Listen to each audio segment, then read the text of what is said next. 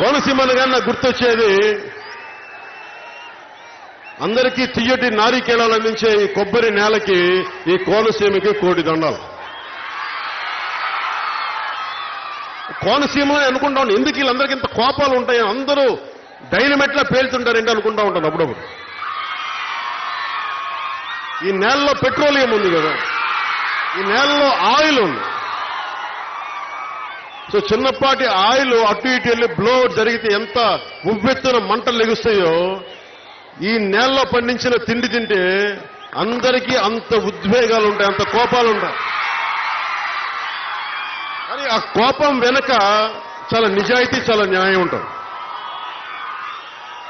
అందుకనే నేను కోనసీమలోకి అడుగు పెట్టేటప్పుడు మొత్తం 72,000 నాడులన్నీ సిద్ధం చేసుకుని రెడీగా ఉంటాం.